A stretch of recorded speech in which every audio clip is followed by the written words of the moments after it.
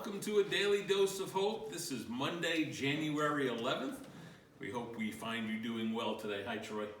Bill, it's hard to believe that January is almost halfway over already. It's crazy. Time really does fly the older you get. It really does. It must be zooming for you. You know, it's pretty fast, although you are older than I am, true. Bill. Don't forget that, Bill. That Don't is forget true. that. And we can run for a little race out in the parking lot, and that will remind you Yeah. that you are older than I am. That'll end quickly, too. I too want to welcome you to another episode of Daily Dose of Hope. This is a daily chance to be encouraged in your lifelong journey of recovery. Bill and I are grateful to be hanging out with you.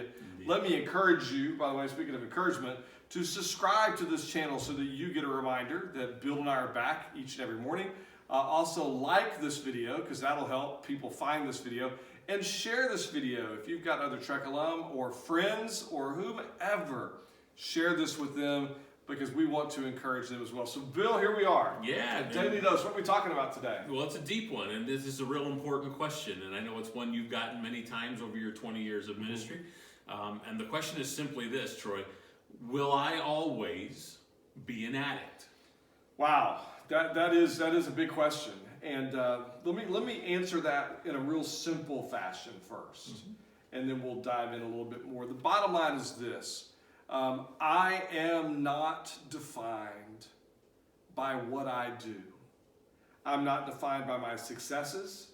I'm not defined by my failures. I'm not defined by my sin. I'm not defined by my addiction. I am defined by my relationships.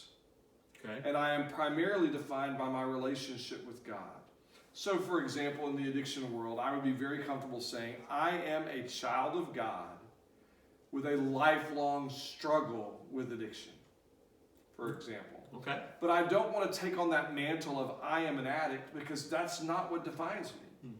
Now, there's people that would have issue with that. The 12-step program, for instance, right? You know, yeah. So we're in an AA meeting, and you hear a lot of folks saying, you know, hey, my name's John, and I'm an alcoholic. Or you go to an NA meeting, hey, my name's Joe, and I'm a drug addict. Isn't there a humble reality to that statement? There is a humble reality, and that humble reality is good. So I don't have an issue with that, especially in that context. Because the sentiment there is I must never forget my propensity. I must never forget where I came from. I must never forget my brokenness. I must never forget what I am capable of. But again, all those things, though they're true, and I must never forget them, that is not who I am. I am a child of God. And for the rest of my life, I will have to address and face and fight against my addiction issues. But they do not get to say who I am. Jesus alone gets to say who I am. Fair to say what you're saying is when you get up in the morning and you brush your teeth and you look in the mirror, you want to say, good morning, addict. No, I want to say good morning, child of God. Good morning, Troy, who is deeply loved by God, who is deeply endowed with the grace and the mercy of God. And then I want to go out and I want to fight against my propensity to sin, my flesh, my propensity towards addiction. I want to fight that with all I've got, and I want to fight that with all of who He is in me. That's what really matters, Bill. Yeah, this is good stuff, and we know it's an important question to you. So we're going to be diving into the scriptures over the next 3 days. Yep. We're going to see what God has to say about this subject, and hopefully it's going to bring us a lot of freedom as to how we can look at ourselves and how we can operate moving towards freedom in our lifelong journey for recovery. Do it again tomorrow? Absolutely. See you tomorrow. See you then.